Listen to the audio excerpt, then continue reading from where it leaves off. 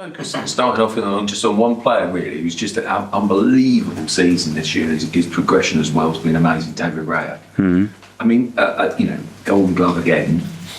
I just wondered whether you could talk about his progression from, it was a controversial sort of introduction into the team, wasn't it? But then his improvement has been so noticeable.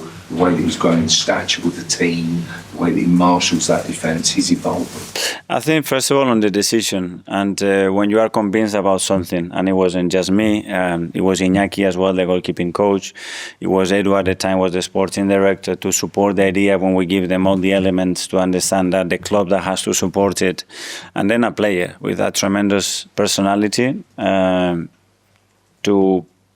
fulfill the role that is demanded. It was demanded at that time, where it was very, very difficult. And then obviously the quality that he has, but the willingness that he has every single day to learn and to work. I mean, his work ethic, his mentality, his approach to every training session, it's outstanding. It's phenomenal.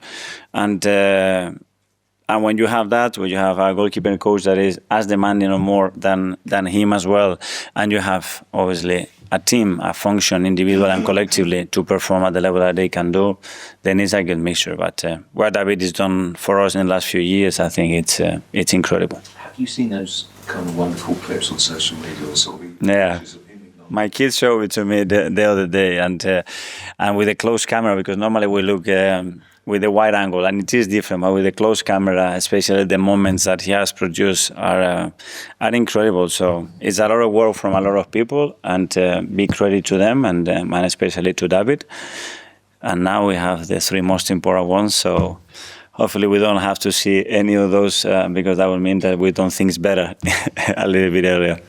Just funny, have they shown you clips of him at his very early stage when he went into non-league? Because I think he kind of... No, but I've seen it. It's incredible. His journey, it is incredible. The way he has matured, the way he had to earn things.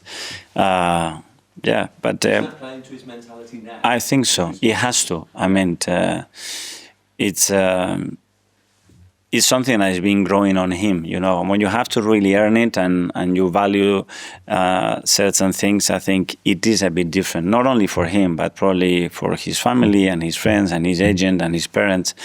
And they all know that how much you have to do to arrive here, and then how hard it is to maintain yourself at this level.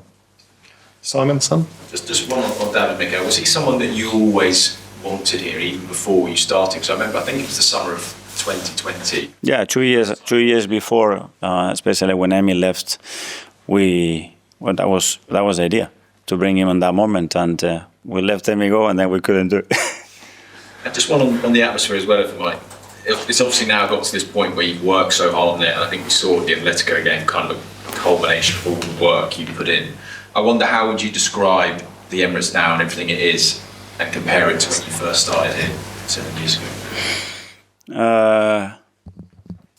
Our 12th man, and the magic player, I would say, because when the stadium provides that level of energy, of passion, of optimism, of playing every single action with the team. When we have the ball with us, when the opponent has the ball against the opponent, in every element, they live the game like that. It's the value of that is just infinite. I think you cannot measure it, and the team becomes different. As simple as that. Ed, Gordon?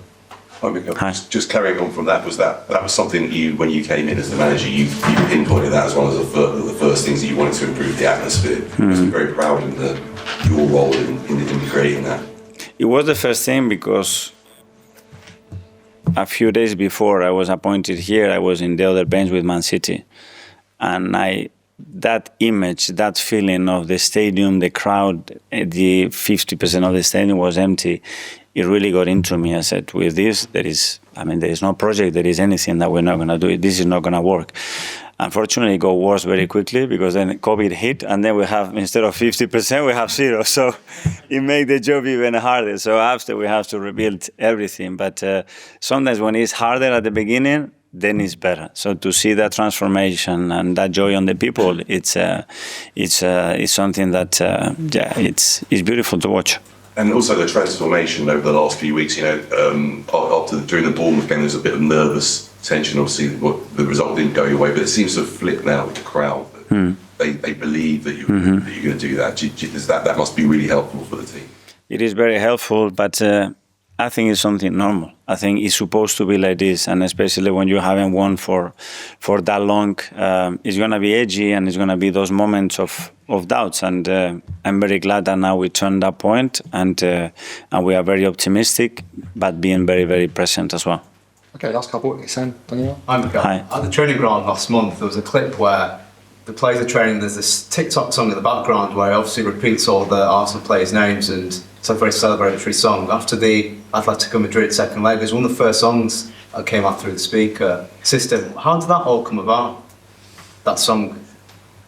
It came in a certain way, the players loved it, and it's part of us now. By a certain way? Sorry? Somewhere magical. In terms of more broadly, so like there's obviously this coach, get into the stadium early, a lot of things around the atmosphere. What kind of input have you had this season, last season, in terms of improving the atmosphere, getting the fans on board? Well, that's one of the main things. I mean, as I said it, and everybody at the club is trying to give his vision, his input, his support to try to encourage that. But especially what the fans or the supporters need to provide that, I think it has to come from them naturally, and we have to provide that as well. It goes both ways, and we are constantly connected with them to try to be the best stadium in the world. That's it. And finally, Barry. On the sort of coach coming in, and is that something you may be able to kind of, as a club, have permanently going forward, where somewhere outside there will be fans on either side, so you would get that every game? And what effect would that have? Because you've changed the tunnel, haven't you? So the plan, so you've made all these sort of small changes everywhere else, but that's one area where maybe there could be some changes still to come. I would love to. Sometimes the infrastructure doesn't allow you to do certain things, but with what we have, if we can optimize that in benefit of performance and generating that atmosphere, I think we have to try to do it. So we are step by step trying to get there.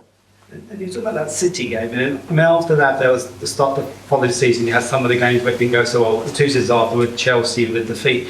Can you remember the things you might have heard which from the crowd which were not so nice, and the things which you might have heard against Atletico which were nice? That you've got the crowd behind your ears. Are there things that you remember that people might have said, or things that happened? To me, you mean?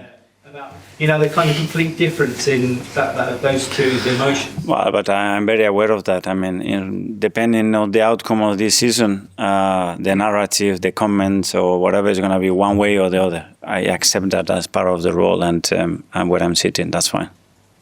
Okay, guys. Yeah. Thank you.